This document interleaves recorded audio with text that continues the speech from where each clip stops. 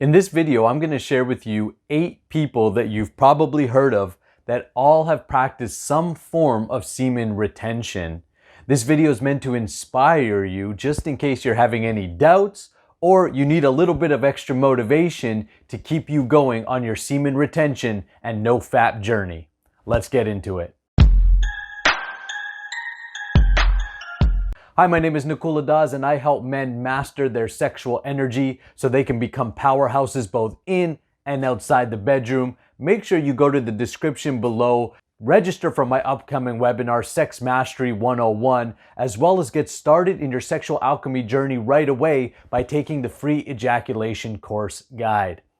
All right, let's get into it. I researched a ton of people in history, both modern and ancient history, who have practiced semen retention. There is too many people, famous people, successful people in business, politics, just overall leaders in the world, artists, geniuses, inventors, who have all taken to semen retention. So I've created my top 8. If you have your own top 8 or some people that I left off the list, make sure you leave it in the comments below. All right, let's get started. Number 1, Mike Tyson, the boxing legend, the youngest heavyweight champion of the world. Here's what he had to say about his sexual transmutation discovery. I never knew that conquering so many women takes so much from you more than adds so much to you.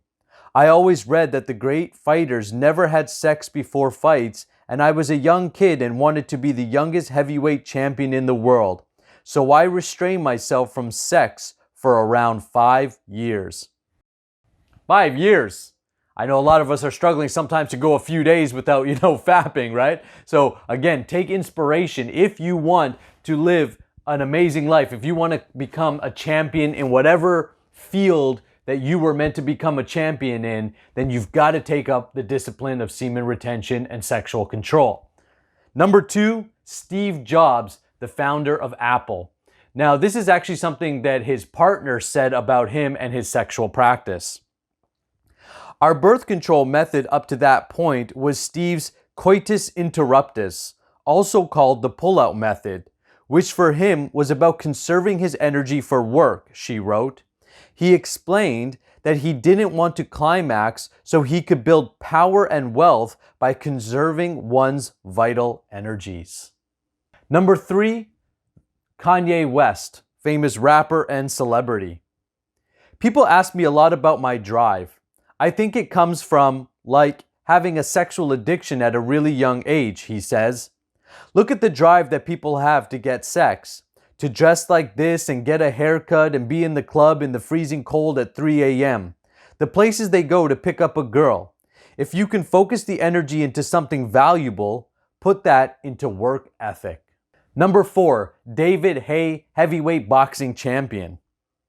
He said, I don't ejaculate for 6 weeks before the fight. No sex, no masturbation, no nothing.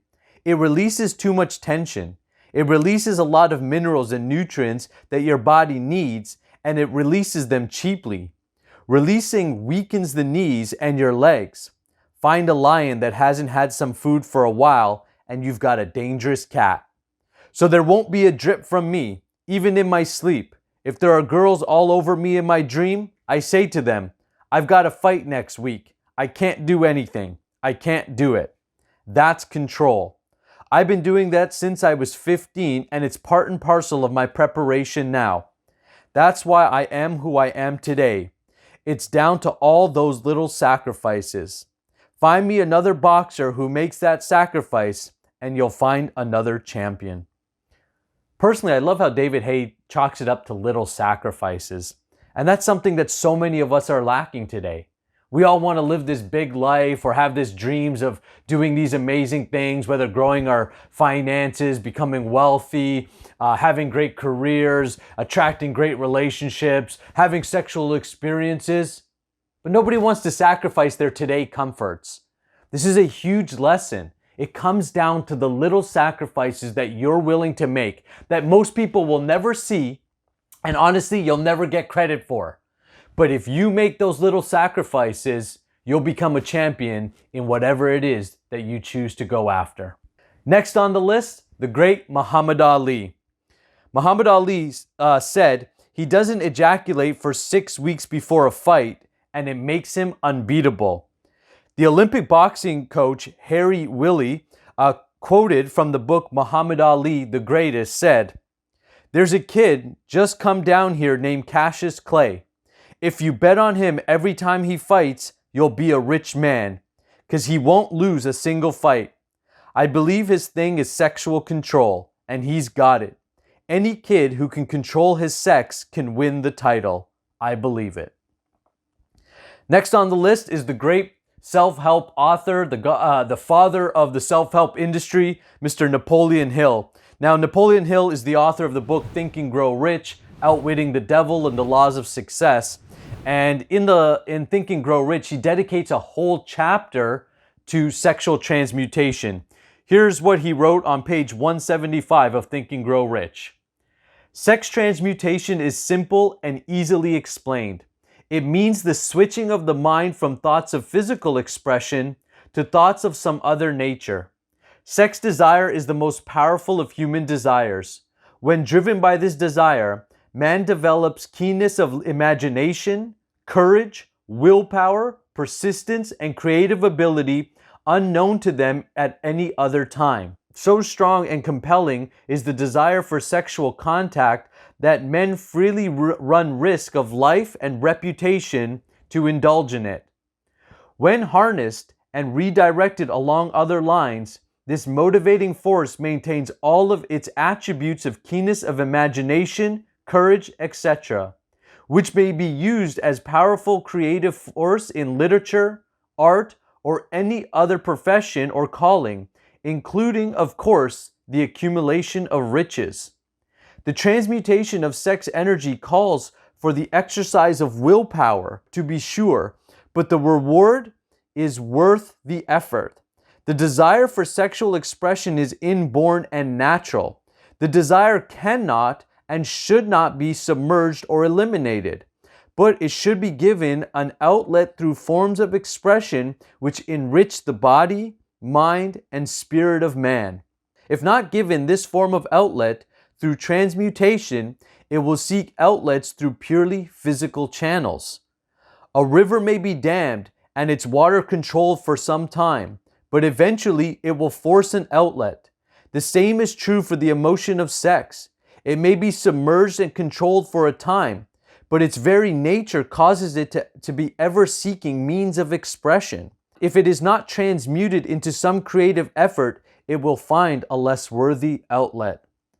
And of course, many of us know that we have found unworthy outlets through masturbation, through porn. These are unworthy outlets of your sexual energy. Next on the list is the famous inventor, Nikola Tesla. Nikola Tesla, he was a celibate. Married life was not for Tesla. In fact, he went on to say, "I do not think you can name many great inventors that have been made by married men." He reportedly thought that sex would hinder his scientific work. Now, he chose the route of celibacy, which is most men won't choose, but still, he accredited his genius to his practice of celibacy. And lastly is the famous civil rights movement, Mahatma Gandhi. Now, Gandhi is very controversial when it comes to his sexual practices. In fact, I found letters from Gandhi in my research for this video that was quite interesting, where he himself talked about his sexual indulgences. So many people, this kind of information about Gandhi has been generally suppressed. People don't want to know this about him. But he actually himself spoke very openly in many letters and conversations with his followers about sexual transmutation, his own battles with his own sexuality. In fact, it was an event that turned his life around, where he chose to go, to really work on his own sexuality, where his father was passing away. And as his father was passing away, his sexual urge took him to his wife's bedroom, where he was having sex while his father was passing away. This made a very deep impact in his life, and he decided that he would do something about it. Now, some of his sexual practices were very controversial and not deemed normal, but it is said that he worshipped semen almost like a god itself. that he understood the power of semen so much. Here's what Gandhi had to say. One who conserves his vital fluid acquires unfailing power. And whether you believe in how Gandhi practiced or not is not the point. The point is he knew the power of conserving his semen, and he himself said you would have unfailing power, which he clearly demonstrated in his own life. So those are my top 8 famous people that practice some form of semen retention. There are many others. Leave your list below, or anybody that I left off my list, leave it in the comments below. And make sure you go and register for the Sex Mastery 101 webinar that's coming up. Make sure you take the free ejaculation control guide and learn to conserve your vital life force. Thank you so much. I'll see you on the next video.